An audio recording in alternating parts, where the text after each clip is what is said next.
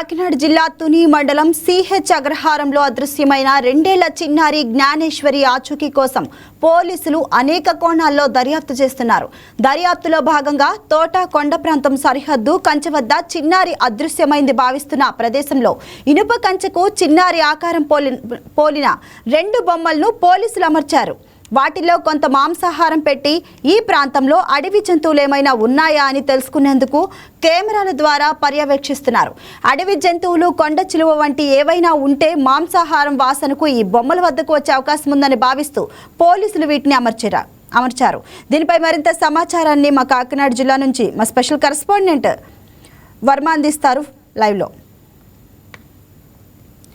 వర్మ, చెప్పండి, అసలు పాప అదృశ్యమై ఎన్ని రోజులైంది? మరి ఇప్పటి వరకు దర్యాప్తులో ఏవైనా కీలక ఆధారాలు లభించాయా? ఏదైతే చిన్నారి జ్ఞానేశ్వరి అదృశ్యం వెనక ఇప్పటి వరకు ఎటువంటి జాడ అయితే కనిపించలేదు.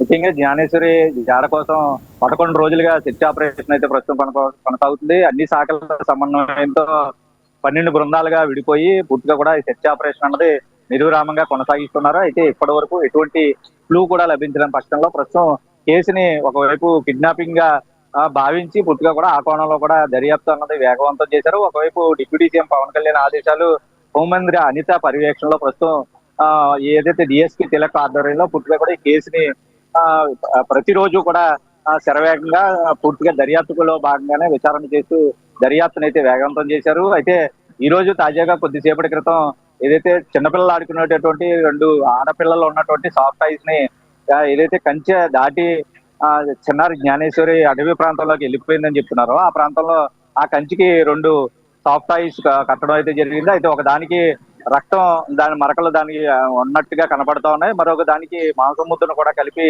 వేలాడదీసి ప్రస్తుతం ఏదైతే అక్కడ అటవీ జంతువులు ఆ ప్రాంతం నుంచే చిన్నారి మిస్ అయింది కాబట్టి అక్కడ ఒక కెమెరాను కూడా, సీసీ కెమెరాను కూడా ఏర్పాటు చేసి వాటి వాసనకి ఏమన్నా అటవీ పందులు ఏమన్నా వచ్చాయా, ఒకవేళ వస్తే ఎక్కడి నుంచి ఆ ప్రాంతానికి వచ్చినాయి, ఒకవేళ ఈ ముక్కలు ఏమైనా తినడానికి వచ్చినటువంటి అడవి పందులు తిరిగి మళ్ళీ ఏ మార్గంలో వెళ్ళాయని పరిశీలించి ఆ పరిశీలన చేస్తే ఖచ్చితంగా తిరిగి వెళ్ళిన మార్గంలో ఎక్కడైనా చిన్నారి జాడ ఏమైనా ఉందా, ఈ అడవి పందులు ఏమైనా దాడి చేసాయా అన్న కోణంలోనే ప్రస్తుతం ఒక ట్రాప్ లాంటిది పోలీసులు ఏర్పాటు చేశారని అక్కడ చెప్తూ ఉన్నారు స్థానికులు. అయితే అది పోలీసులు ఏర్పాటు చేశారంటే అధికారికంగా ఎటువంటి ప్రకటన లేదు. అయితే స్థానికంగా ఉన్నటువంటి స్టేషన్ కి సంబంధించి పోలీసులు ఒక నిఘా ట్రాప్ అయితే పెట్టారు. ఖచ్చితంగానే ఈ మాంసం ముద్ద తినడానికైనా అటవీ జంతువులు ఏమైనా వస్తాయి, రాత్రులు ఆ ప్రాంతంలో సంచరిస్తున్నాయని, లేదంటే వేట కుక్కలు కానీ ఆ దాడి చేసాయన్న కోణంలో ఇన్నాళ్ళు ఆ కొండల వెంపడే ఆ పామాయిల్ తోటలో, జీడి తోటలో దర్యాప్తు చేస్తున్న మరి కెమెరాల పర్యవేక్షణలో ఇప్పటి వరకు ఏమైనా జంతువుల కదలికలు నమోదయ్యాయా?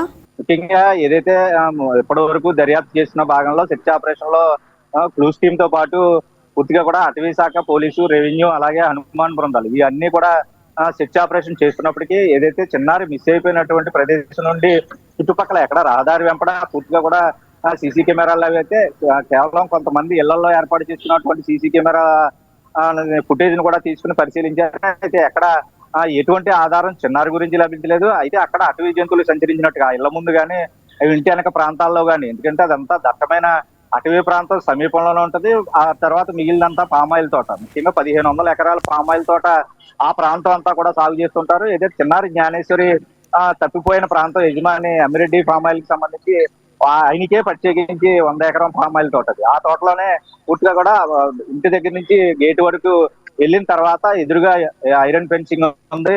అయితే ఆ చుట్టుపక్కల ఉన్నటువంటి సీసీ కెమెరాలు అన్నింటినీ పరిశీలించారు.